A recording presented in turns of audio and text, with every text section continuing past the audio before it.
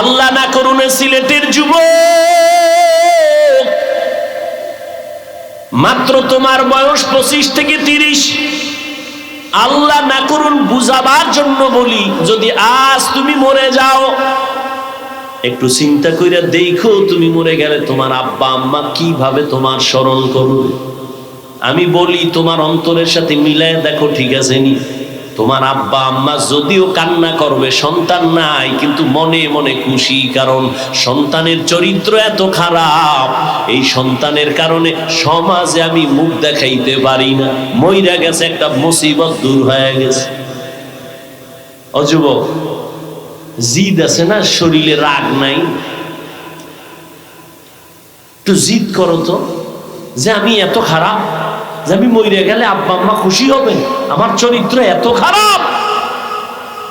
তোমার শিক্ষক দোয়া করবে না, কারণ তুমি যেই পরিমাণ বেয়াদবিমূলক আচরণ করেছো, মরে গেলে শিক্ষক খুশি হয়ে যাবে, কারণ একটা বেয়াদব চলে গেছে, সমাজ শান্তি পাবে।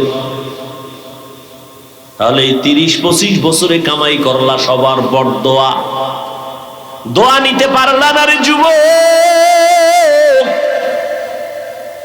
আমি তোমাকে হুজুর বানাবার জন্য সিলেটে আসি নাই, একবারও বলি নাই তুমি তসবিহ নাও, পাগড়ি পরো, হুজুর হও, স্কুল কলেজ বন্ধ করে মাদ্রাসায় যাও, না।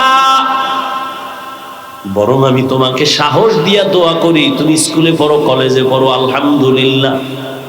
তুমি একজন ডাক্তার হও, ইঞ্জিনিয়ার হও, প্রফেসর হও, একজন ব্যবসায়ী হও, একজন চাকরিজীবী হও, তবে আমার একটা মাত্র দাবি, ও যুবক, তুমি বেয়াদব হইও না। তোমার ব্যবহারে কোনোদিন যেন মা বাবা কষ্ট না পায়, তোমার আচরণে কখনো যেন তোমার শিক্ষক মনে কষ্ট না পায়, তোমার ব্যবহারে যেন কখনো আলেম কষ্ট না পায়। তোমার জীবনে ডাক্তার হইয়াও যদি সফলতার চেয়ার চাও, দোয়া লাগবে, দোয়া, দোয়া, দোয়া। আমি এখানে স্টেজে বইসাই কিন্তু বলছি, এলেমের হেডম দিয়া বয়ান করা যায় না। বড় বড় বড় বড় বড় বড় আমার 14 পুরুষের পড়াইতে পারবে এমন আলেমে জমিনে আছে, মাইক দিলে বলে আমি কথা বলতে পারি না, কিন্তু কিতাব দাও, লাগাতার ঘন্টাকে ঘন্টা পড়াচ্ছে, বুঝার জন্য তার কথা বুঝতেও এলেম লাগে, এত বড় আলেম। এই জন্য বলছি শুরুতেই, এলেমের বাহাদুরিতে বয়ান করা যায় না, আমলের বাহাদুরিতে বয়ান করা যায় না। আল্লাহ দয়া করলেই সম্ভব, বান্দা যত হাজার বাহাদুরি করবে কোনোদিন সম্ভব না। সফলতার জীবন যদি চাও, ডাক্তার হইয়াও যদি শান্তির জীবন চাও, দোয়া নাও। দোয়া ছাড়া সফলতার জীবন আসবে না। দোয়া ছাড়া যদি ডাক্তার হও, ডাক্তার হবি ঠিক, কিন্তু তাসলিমার মতো জুতার বাড়ি খাবি।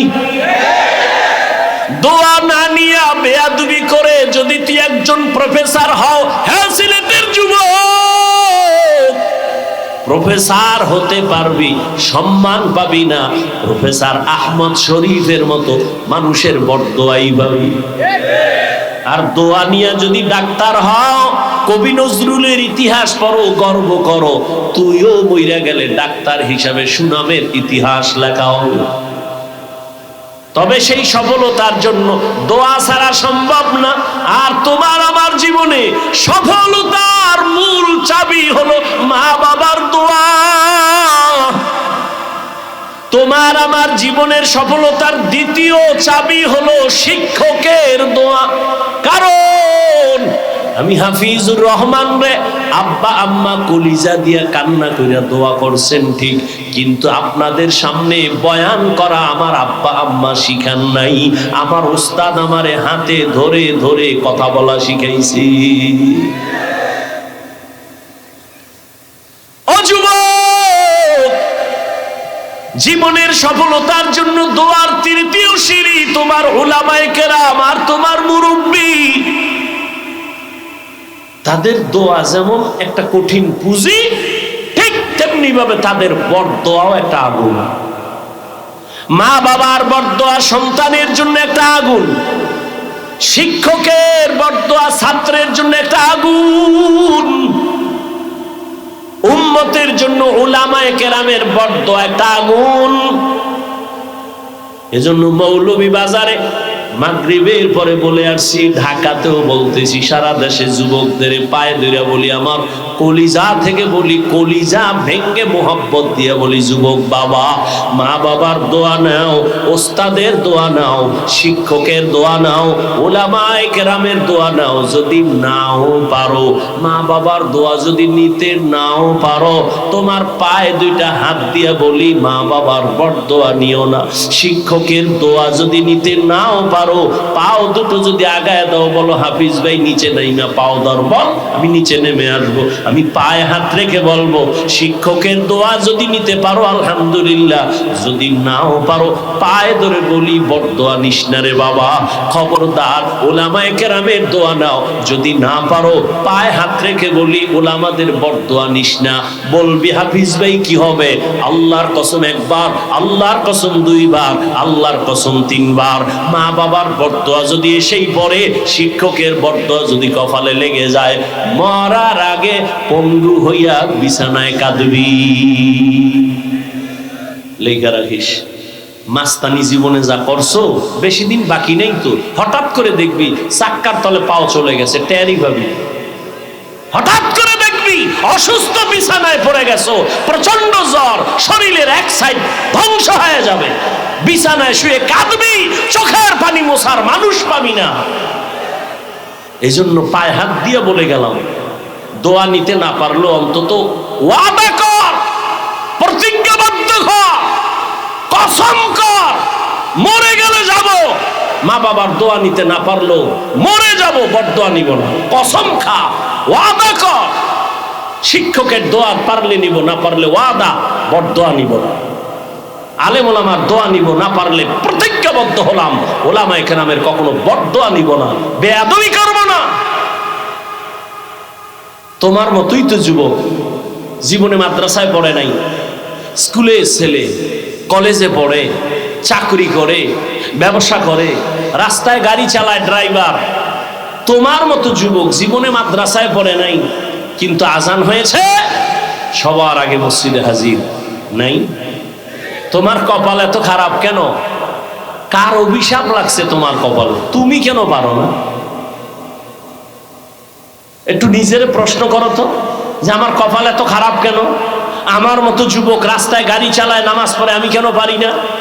আমার মতো যুবক স্কুল কলেজে পড়ে, নামাজ পড়ে, কথার আগে সালাম দেয়, কত নম্র, কত ভদ্র, কত শালীন, আমি কেন পারি না? আমার উপরে হয়তো গুনাহের কারণে আল্লাহ বেজার, আমার উপরে কারো বরদোয়া লাগছে। না হয় এত হাজার মানুষ মোনাজাতে কত মানুষ কাঁদে, তোমার চোখে পানি আসে না কেন? বেতের বাড়ি দিয়ে কি আর পানি আনা যায়নি? সম্ভব? একটু নিজেরে জিগাও তো, প্রশ্ন করো যে আমার পাশে যুবকটা কান্না করতেছে, আসলে কি আমিও তো যুবক, আমার চোখে কান্না আসে না কেন? গুনাহের কারণে আল্লাহ বেজার। সারা রাত গুনাহ করো, মা বাবা না জানলেও আল্লাহ তো জানেন, তোর চেহারার নূর আল্লাহ নিয়ে গেছে। এজন্য চেহারার দিকে তাকাইলে মায়া লাগে না, ঘৃণা লাগে। চেহারা তো খারাপ কেন? 40 বছর পর্যন্ত চেহারা থাকবে উজ্জ্বল, কোনো মেডিসিন লাগবে না, ক্রিম লাগবে না, কিন্তু 30 বছরে চেহারা নষ্ট কেন? সারা রাত গুনাহ করেছো মোবাইলের মাধ্যমে, এ কারণে চেহারা নষ্ট হয়ে গেছে। আল্লাহ চেহারার নূরকে বিলুপ্ত করে দিয়েছে। এটা একটা জীবন হলো। মাস্তানি করো রাস্তায় ঘাটে, আলেমদের সাথে, মুরব্বীদের সাথে। এক যুবক রিকশায় যাইতেছে, ভাড়া কত? রিকশা চালক এক বুড়া সাদা দাড়িওয়ালা, ভাড়া কত? তো ভাড়া 10 টাকা, 5 টাকা বেশি চাইছে ওর হিসাবে। যুবক বলে 5 টাকা দিব না। মুরব্বী কয় বাবা দেও, তুমি না দিলে আমি খামু কি? যুবক চট করে হাতটা উঠায় বুড়ার গালে একটা থাপ্পড় মেরেছে। ঢাকার ঘটনা, ঢাকার একটা থাপ্পড় মেরেছে বুড়া সাদা দাড়িওয়ালা বুড়ার গালে। 5 কদম যাওয়া মাত্রই হঠাৎ করে পড়ে গিয়া পাওটা ভেঙে গেছে। বেয়াদবি সব জায়গায় চলে না, বহু চালাক আর মাস্তান রাস্তায় পাগলের মতো ল্যাংটা হয়ে ঘুরে। একটা কথা বানায় বলি না, হিসাব করে চলিস। হাফিজুর রহমান ইলমের জোরে চলে না। কেউ যদি বলে হাফিজ ভাই তোমাকে আল্লাহ এত সম্মান কেন দিছেন, সব থেকে আমার বড় পুঁজি আমার সাহস, মা বাবার দোয়া ওস্তাদের দোয়া তো আছেই, সব থেকে একটা বড় পুঁজি কারোর সাথে বেয়াদবি করি নেই।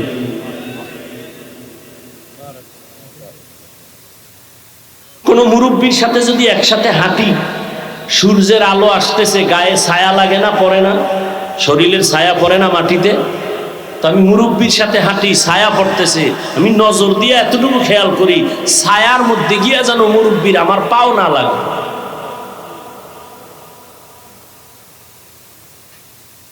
এই ছোট্ট বয়সে কত মাস্তান দেখলাম, পাগল রাস্তায় ঘুরে আরবিতে কথা বলে, রাস্তায় পাগল যুবক ইংলিশে কথা বলে। বিষয় ভাবলাম কারণ কি?